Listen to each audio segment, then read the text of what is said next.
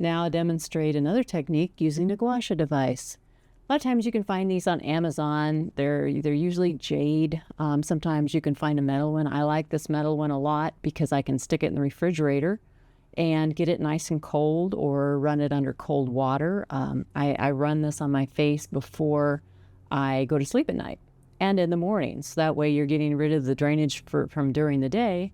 And then in the morning, you're getting the drainage from laying down overnight and everything that just kind of congests up into your face. So with this one, same principle. I start in the center, work down and out. So I will start here at the points again.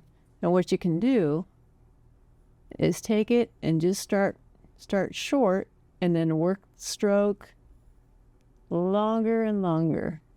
And you can do that on each side. Come up, and I will even come up underneath very carefully along the sides of my throat. Can do that. And then another thing you can do too, because like I said, if there's neck tension, that can block a lot of fluid flow. So what I'll do too is I'll just start going around the junction where the neck meets the base of the head, and do small circular strokes, and even do a little bit of stripping all the way around.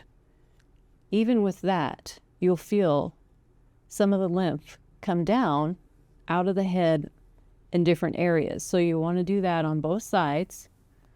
Just kind of work it back and forth, get into that tension and loosen that up. So you bring that down, strip it out, bring it down, strip it out, bring it down, strip it out. So then back to the face is I start with the eyebrow, and I just carefully stroke outward like that. And then you can go on each side like that. And then if you want to, you can kind of hold the skin tight, go like that, and stretch like that. And then I will even take the edge of it and very carefully kind of come up just like that, up underneath the eyebrow area. And then you want to do that on both sides. And you will feel, I usually tend to flatten it so that way I'm not using the edge. I find it works better that way. And then I will go to the inside just like that, very, very carefully, to get that drainage in the center. And then I'll bring it down and then just go across. Bring it down and then just go across. And then what you can do too is engage right by that cheekbone and bring it out and bring it out. Really be careful because you don't want to push too hard, but you want to push hard enough that it's still effective. So you can do that, and you want to do that on the other side. Okay, say come down, and you go out, go in the middle, go out, go out the middle, go out.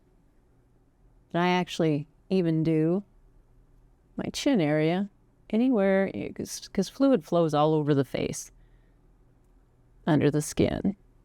You do that, you do that, and then back to bringing it down.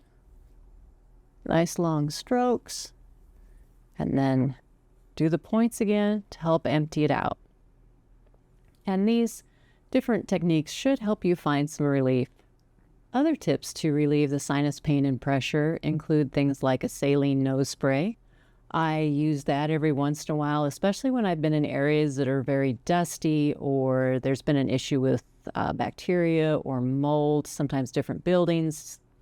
You can go in and they instantly make your sinuses irritated, or you start sneezing or anything like that. So I'll use a nasal spray to help kind of clean that out, and that seems to help a lot. Another thing you can do if the environment is dry inside is use a humidifier, because the sinus tissues need that moisture to help them function correctly and not get a lot of that pressure and dryness up in there. So you do want the moisture, and you also want to stay hydrated. You want to drink a lot of water just to kind of flush everything out. That's important for the entire lymphatic system. And then also movement. Movement does help if you can get out and get some fresh air, if you're not allergic to pollen and that kind of thing, and it's a gorgeous day. Another thing you can do is apply a warm compress to your sinuses or take a hot shower. Sometimes in the past when I've had a really bad cold, I will stick a towel, maybe like a hand towel, so it's not super big. I'll wet it, I'll put that in the microwave, and I'll put it in there for not for very long, less than a minute, because you don't want it to be too hot. So then take it out of the microwave and make sure the temperature's nice and warm, but not enough that it's going to be too hot for your face.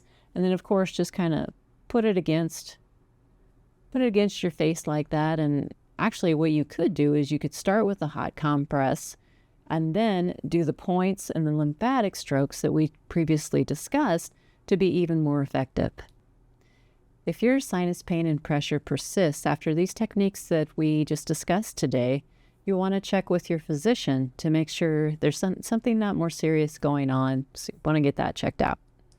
Let me know in the comments if these techniques have worked for you. I know I've showed them to several of my clients that have a lot of sinus issues, and it has helped them out quite a bit. So I would love to know if you have had the same results or if there's other things that you can recommend to other possible viewers that could help them find relief.